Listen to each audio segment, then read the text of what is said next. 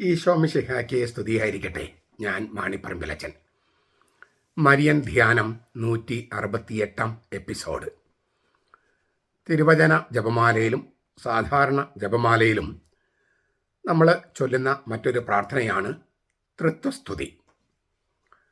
Doxology, minor doxology എന്നൊക്കെ പറയും, ചെറിയ ദൈവസ്തുതി.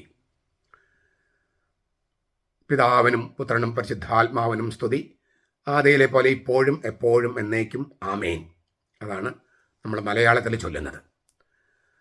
ഇംഗ്ലീഷിൽ glory be to the Father, to the Son and to the Holy Spirit, as it was in the beginning, is now and ever shall be, the world without end, amen. അങ്ങനെയാണ്. ലത്തീനിൽ Gloria പാത്രി എത്ത് ഫീലിയോ എത്ത് സ്പിരിറ്റുസ് സാങ്തോ സിക്കുത് എറാത്ത് in പ്രിൻസിപ്പോ എക് നുങ്ക് എത്ത് സെംബർ എത്ത് in സെക്കുള സെക്കുളോരും. ഈ സെക്കുള സെക്കുളോരും, യുഗങ്ങളുടെ യുഗങ്ങളോളം, ages and ages, അല്ലെങ്കിൽ ages four ages, യുഗങ്ങളുടെ യുഗങ്ങളോളം, അതാണ് സെക്കുള സെക്കുളോരും എന്ന് പറയുന്നത്. അതിനെയാണ് നമ്മൾ ഇപ്പോഴും എപ്പോഴും എന്നേക്കും എന്ന് പറയുന്നത്. എന്നേക്കും എന്നുള്ള വാക്ക്, എന്നേക്കും. ദ വേൾഡ് വിതൗട്ട് എൻഡ്, അല്ലേ, ലോകത്തിൻ്റെ അവസാനം വരെ, ലോകാവസാനം വരെ എന്ന് നമ്മൾ ഇംഗ്ലീഷിൽ എവർ ഷാൽ ബി, എന്നേക്കും, വേൾഡ് വിതൗട്ട് എൻഡ്, അല്ലേ, ലോകം, അല്ലേ, ലോകത്തിൻ്റെ അവസാനം വരെ എന്നാണ് ഞാൻ ഉദ്ദേശിക്കുന്നത്. അപ്പോൾ അതെല്ലാം ഈ ലത്തീനിലെ സെക്കുള സെക്കുളോരും, യുഗങ്ങളും യുഗങ്ങളുടെ യുഗങ്ങളും, അതാണ് എന്നേക്കും എന്ന ഒറ്റ വാക്കുകൊണ്ട് മലയാള വാക്കിൽ നമ്മൾ ചുരുക്കുന്നത്. ഗലീലയിലെ വലിയ ഉയർന്ന മലയിൽ വെച്ച് വലിയ പ്രേക്ഷിത കൽപ്പന കർത്താവ് നൽകി. ആ പ്രേക്ഷിത കൽപ്പനയുടെ സമാപനത്തിൽ കർത്താവ് പറയുന്നത്, നിങ്ങൾ പിതാവിൻ്റെയും പുത്രൻ്റെയും പരിശുദ്ധാത്മാവിൻ്റെയും നാമത്തിലേക്ക് സ്നാനപ്പെടുത്തുമെന്നാണ്. പിതാവിൻ്റെയും പുത്രൻ്റെയും പരിശുദ്ധാത്മാവിൻ്റെയും നാമത്തിൽ എന്നാണ് പലപ്പോഴും തർജ്ജമ ചെയ്യണേ. നാമത്തിലേക്ക് എന്നാണ് മൗലിക പതിപ്പിൽ.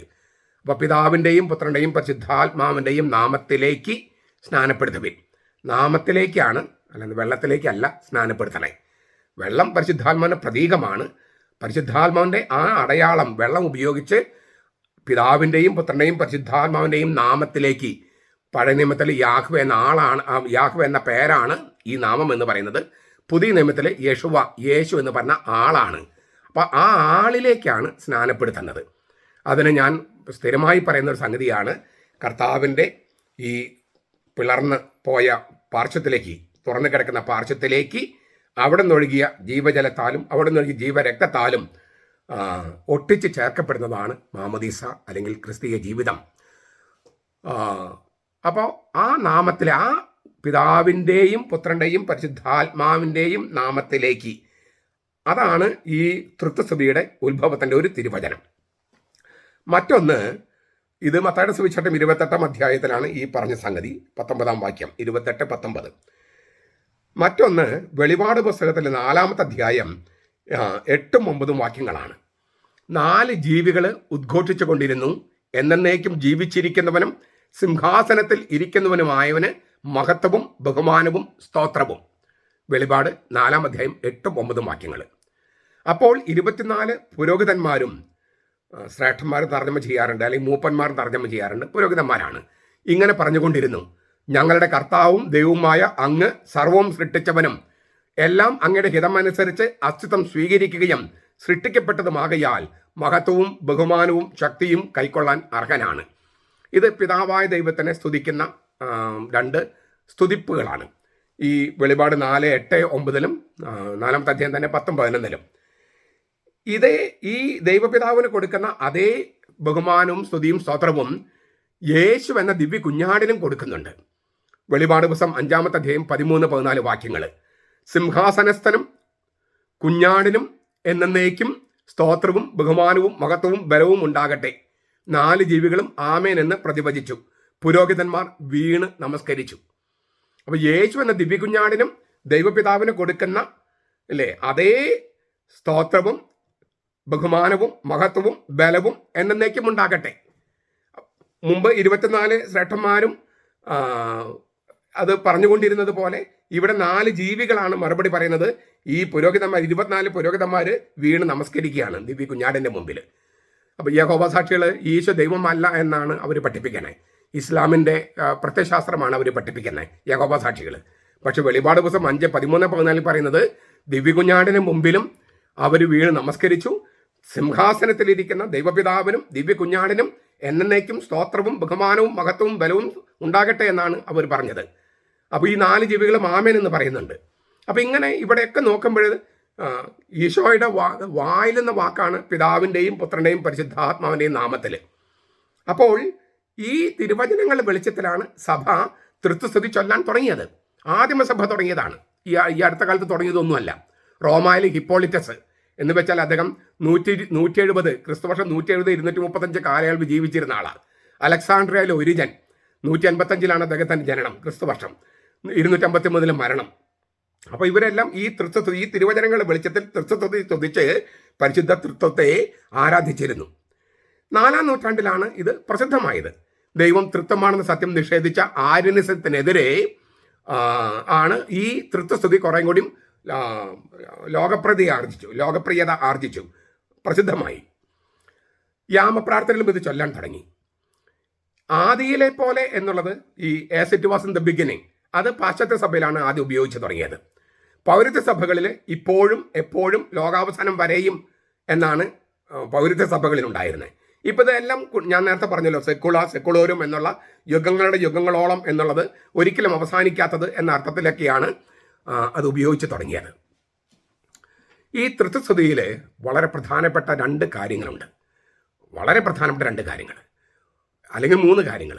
ഒന്ന്, പിതാവിൻ്റെയും പുത്രൻ്റെയും പരിശുദ്ധാത്മാവിൻ്റെയും നാമത്തിലാണ് സ്നാനപ്പെടുത്താൻ കർത്താവ് ഈശോ മിശിഹാ പറഞ്ഞത്. അപ്പോൾ പിതാവും പുത്രനും പരിശുദ്ധാത്മാവും 3 ആളുകൾ, പരിശുദ്ധ തൃത്വത്തെ ഏറ്റവും നന്നായിട്ട് ആവിഷ്കരിക്കുന്ന തിരുവചനമാണ്. ആ തിരുവചനത്തെയാണ് ഇവിടെ തൃത്വസ്തുതിയിൽ ഉപയോഗിക്കുന്നത്. അപ്പോൾ പിതാവും പുത്രനും പരിശുദ്ധാത്മാവും ചേർന്ന 3 ആളുകൾ ചേർന്ന ഏക സത്യദൈവം, ഒരൊറ്റ ദൈവം, ഒരു ദൈവം, അതിൽ 3 ആളുകൾ. ഈ സത്യം തിരുവചനത്തിലൂടെ ഈശോ മിശിഹാ തന്നെ വെളിപ്പെടുത്തി. അത് നമ്മൾ അതേ തിരുവചനങ്ങൾ ഉപയോഗിച്ച് തൃത്വസ്തുതി ഉപയോഗിച്ച് പരിശുദ്ധ തൃത്വത്തെ ആരാധിക്കുന്നു. അതാണ് ഒന്നാമത്തെ കാര്യം. 2, ഈശോ ദൈവമല്ല എന്ന് പറഞ്ഞ് പഠിപ്പിക്കുന്ന യഹോവ സാക്ഷികളും അങ്ങനെയുള്ളവർ അവർക്കെതിരെയാണിത്. വാസ്തവത്തിൽ ഈ തിരുവചനം അവർക്കെതിരെയാണ്. തിരുവചനം പറയുന്നതും തിരുവചനത്തിൽ വിളിച്ചിട്ടുള്ള തൃത്വത്തിൽ ചൊല്ലുന്നതും ഈശോ ദൈവമാണ്, ദൈവപിതാവിനോടൊപ്പമുള്ള ദൈവമാണ്, ഞാനും പിതാവും ഒന്നാണ് എന്ന് കർത്താവ് ഈശോ മിശിഹാ തന്നെ പറഞ്ഞിട്ടുണ്ട്. യോഹന്നാൻ 10:30. അത് കർത്താവ് വീണ്ടും ആവർത്തിക്കുകയായിരുന്നു വാസ്തവത്തിൽ മത്തായിയുടെ സുവിശേഷം 28:19 പിതാവിൻ്റെയും പുത്രൻ്റെയും പരിശുദ്ധാത്മാവിൻ്റെയും നാമത്തിലേക്ക്. മൂന്നാമത്തെ സംഗതി, പരിശുദ്ധാത്മാവ് ഒരാളാണ്, വെറും ശക്തിയല്ല, ആളാണ്. പിതാവിൻ്റെയും പുത്രൻ്റെയും പരിശുദ്ധാത്മാവിൻ്റെയും നാമത്തിലേക്ക് സ്നാനപ്പെടുത്തുക. അപ്പോൾ ഈ തൃത്വസ്തുതിയിലൂടെ നമ്മൾ വലിയ ഒരു വിശ്വാസ സത്യമാണ് പ്രഖ്യാപിക്കുന്നത്. വിശ്വാസ സത്യം പ്രഖ്യാപിക്കുമ്പോൾ ആ വിശ്വാസ സത്യം നിഷേധിക്കുന്നവർക്കെതിരെയുള്ള ഒരു പ്രഖ്യാപനം കൂടിയാണിത്.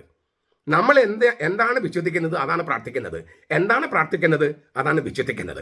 ഇതാണ് ലെക്സ് ഒറാന്തി ലെക്സ് ക്രദേന്തി എന്ന് നമ്മൾ കത്തോലിക്ക സഭയുടെ മതബോധനത്തിലും പൊതുവെ കത്തോലിക്ക സഭയുടെ ആ ടെക്സ്റ്റ് മാത്രമല്ല, കത്തോലിക്ക സഭയുടെ പ്രബോധനം അതാണ്. ലെക്സ് ഒറാന്തി ലെക്സ് ക്രദേന്തി. നാം എങ്ങനെ പ്രാർത്ഥിക്കുന്നുവോ അങ്ങനെ വിശ്വസിക്കുന്നു, എങ്ങനെ വിശ്വസിക്കുന്നുവോ അങ്ങനെ പ്രാർത്ഥിക്കുന്നു. അപ്പോൾ ഈ തൃത്വസ്തുതി ചൊല്ലുമ്പോൾ ഈ കാര്യങ്ങൾ നമ്മൾ ഓർക്കണം. നമ്മളങ്ങ് ചൊല്ലിപ്പോകുമ്പോൾ ചൊല്ലിപ്പോകുന്നു, അത് ചൊല്ലുന്ന വളരെ അല്ലേ, അത് ലയിച്ച് ചൊല്ലേണ്ടത് തന്നെയാണ്. പക്ഷെ അതേസമയം നമ്മൾ എന്തൊക്കെയാണ് അതിലൂടെ പ്രഖ്യാപിക്കുന്നത്, ആർക്കെതിരെയാണ് പ്രഖ്യാപിക്കുന്നത്, അതൊക്കെ നമ്മൾ മനസ്സിൽ കൊണ്ടുവരണം.